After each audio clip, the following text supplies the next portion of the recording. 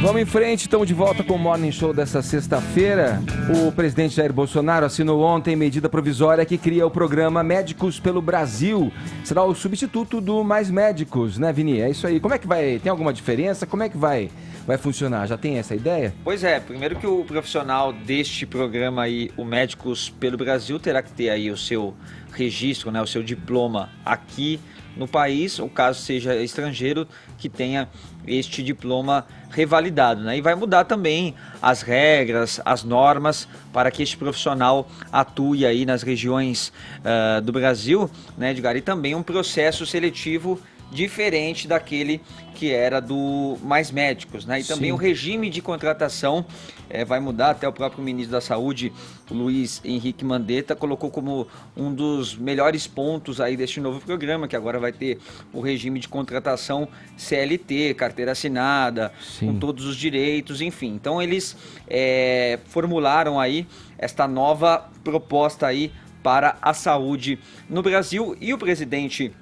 Jair Bolsonaro abriu a coletiva ontem de lançamento aí deste programa, falando um pouquinho sobre o programa anterior, sobre os Mais Médicos, e tocou ali em alguns pontos que não agradavam, como as questões ideológicas, né, que ele disse que estavam por trás ali do Mais Médicos, financiando ditaduras, né, até porque os profissionais do Mais Médicos, eles recebiam um salário, e parte desse salário tinha que ir para Cuba. Então o Bolsonaro fez menção e fez essas críticas a todos esses pontos ideológicos aí que ele considerava do programa. E também fez uma ironia, Edgar, a qualidade dos profissionais cubanos. Vamos ver.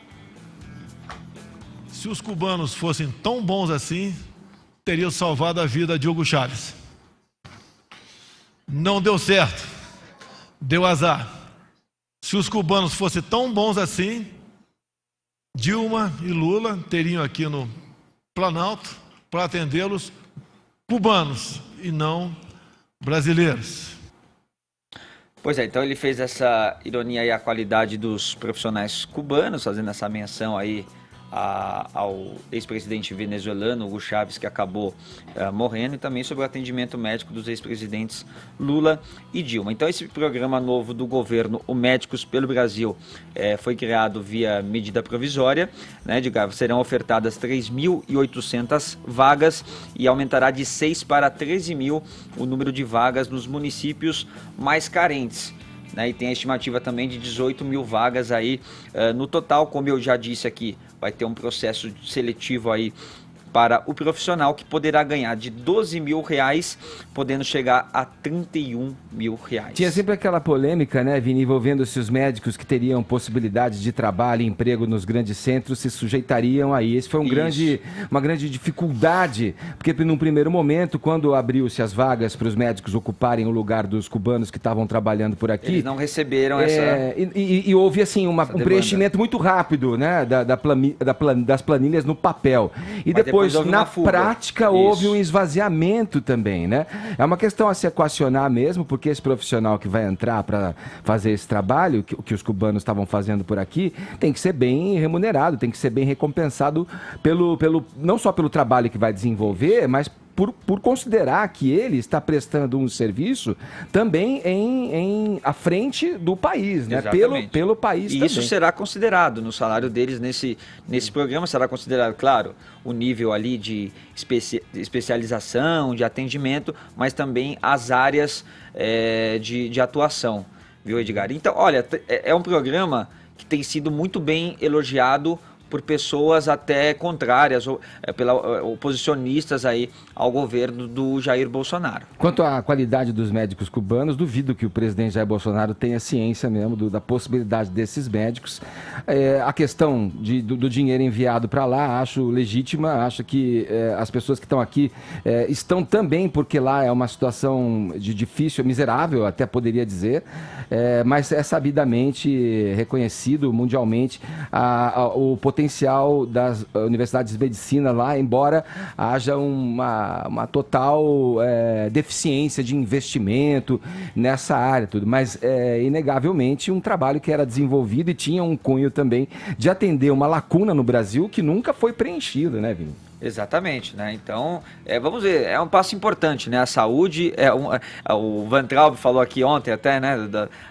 Desses dois pilares, sim, aí, né? Da educação e a saúde. E a saúde é sempre bom o investimento. O investimento tem que ser alto mesmo na saúde, principalmente nessas regiões que mais precisam, né, Ed? Sim. Olha, sobre a frase do presidente, né, a respeito do tratamento mal sucedido do falecido ditador venezuelano Hugo Chávez lá em Cuba, se o que o presidente falou foi sério, ele carece de lógica. E se o que ele falou foi piada, carece de graça. Né?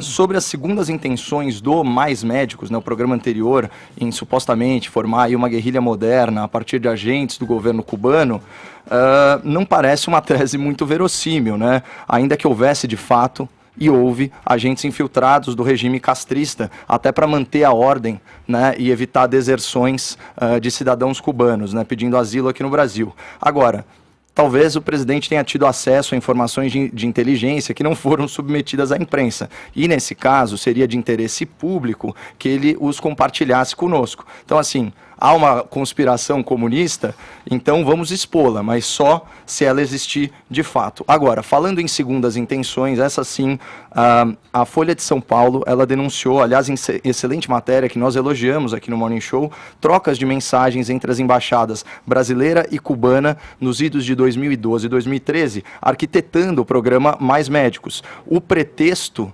social para a implementação do Mais Médicos foi justamente as jornadas de junho. Foi uma das respostas do governo Dilma Rousseff às manifestações populares. Mas o objetivo real, como dá a entender por essas mensagens oficiais tratadas entre o governo, era um projeto de transferência de renda para a ditadura cubana, do Brasil para Cuba. Mais de 7 bilhões de reais. Isso fica claro na contratação de uma organização internacional para intermediar o pagamento e assim dar um bypass, ou seja, você superar a necessidade de aprovação legislativa.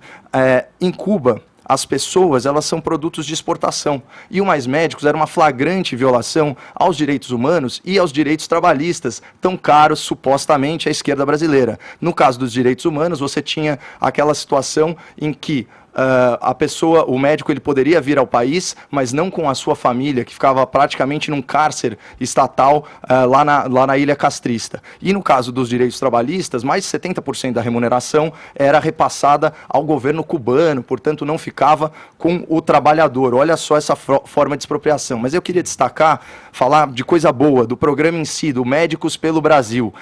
Como o Vini bem trouxe, são 18 mil vagas e ele chamou bem a atenção para essas 3 mil vagas em municípios de difícil acesso, o tal do Brasil profundo, Brasil remoto.